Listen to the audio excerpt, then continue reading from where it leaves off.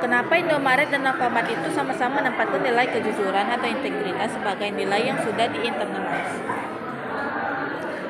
Oke, sebelumnya terima kasih nih Kak untuk pertanyaannya.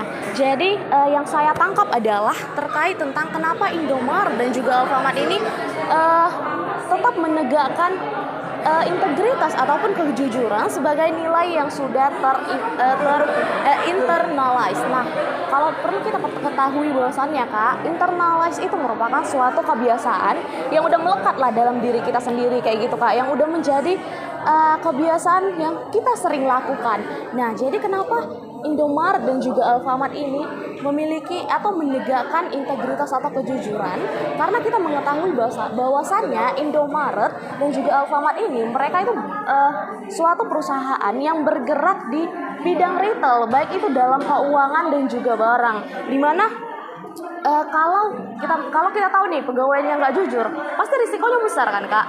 Mereka pelanggan nggak bakalan datang lagi baik ke Indomaret ataupun Alfamart, sehingga mereka harus menegakkan integritas tersebut dalam suatu perusahaan. Mungkin pertanyaan dari saya itu, saya ingin bertanya tentang bagaimana perbedaan kebijakan manajemen pusat daripada Alfamart dan juga Indomaret yang bisa mempertahankan budaya kerja mereka, dan adakah yang lebih efektif dari manajemen ataupun kebijakan manajemen daripada Alfamart dan juga Indomaret.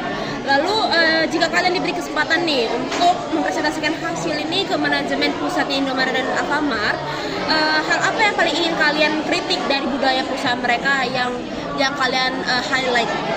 Sekian. Oke nih Kak, baik, terima kasih atas pertanyaannya. Menurut kami menarik nih pertanyaan kakaknya. Nah, kalau saya ingin menjawab pertanyaan yang pertama dulu nih Kak. Nah, perbedaan kebijakan dari manajemen dari Alfamart dan Indomaret ini sendiri, kalau kami lihat berdasarkan analisis kami, kalau Indomaret ini sendiri lebih fokus pada kebijakan untuk menanamkan integritas seperti kejujuran dan juga terkait pelayanan pelanggannya itu. Nah, sedangkan kalau Alfamart mereka lebih menerapkan pada pengawasan dan pengembangan dari kualitas produktivitas mereka. Nah, jadi kalau menurut kami yang mana yang lebih efektif, di sini kami melihat bahwa yang lebih efektif itu dari Alfamart itu sendiri, karena mereka dapat menghasilkan perilaku kerja yang lebih sesuai dan lebih mencapai tingkat yang sampai mendarah daging nih di pegawai-pegawainya, sampai memang betul-betul melekat pada mereka, sehingga yang kami rasa lebih produktivitas dan memiliki hasil yang lebih baik itu dari budaya Alfamart itu sendiri. Nah, untuk kalau pertanyaan kedua mungkin bisa dijelaskan ya.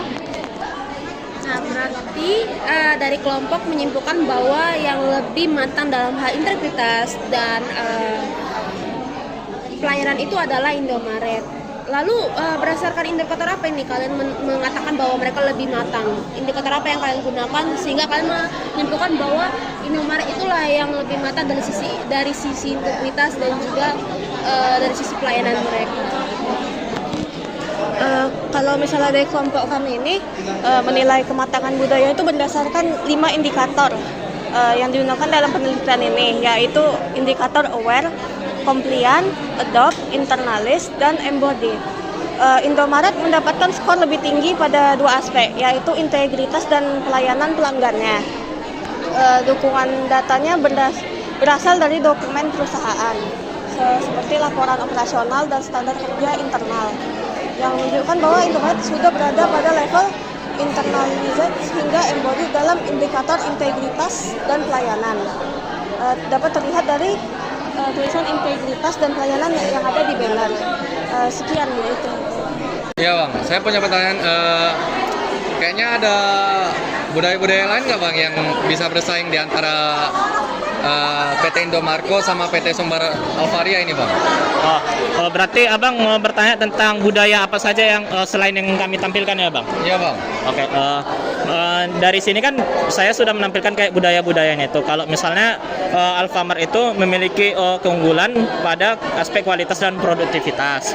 Sedangkan kalau misalnya Indomaret kuat dalam pelayanan dan pelayanan pelanggan dan integritas. Nah, untuk budaya perusahaan yang lain selain yang telah kami buat, mungkin menurut saya budaya yang bisa fatal atau misalnya yang bagus untuk dalam segi mencari bisnis itu mungkin budaya internal ya Bang. Misalnya kayak dari budaya Indomarko Prisma Tamanya tersendiri. Misalnya mereka memiliki budaya kekeluargaan.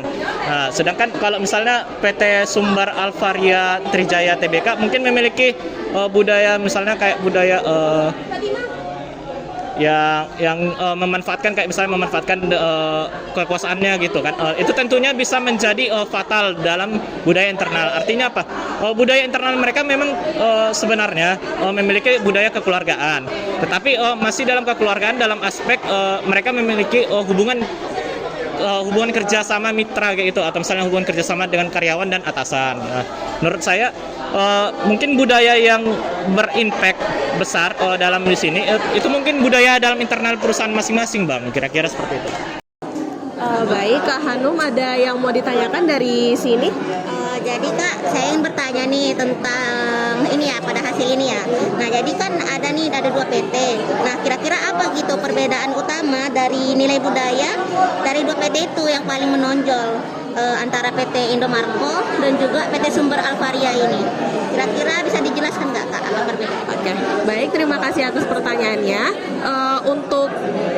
Untuk pertanyaan tersebut kami dapat menjawab bahwa di Indomaret itu menonjol dalam nilai integritasnya dan juga kepuasan pelanggannya. Nah, sedangkan pada Alfamart itu sendiri atau PT Sumber Alvaria Trijaya itu lebih kuat pada kualitas, produktivitas dan inovasi dan juga operasionalnya.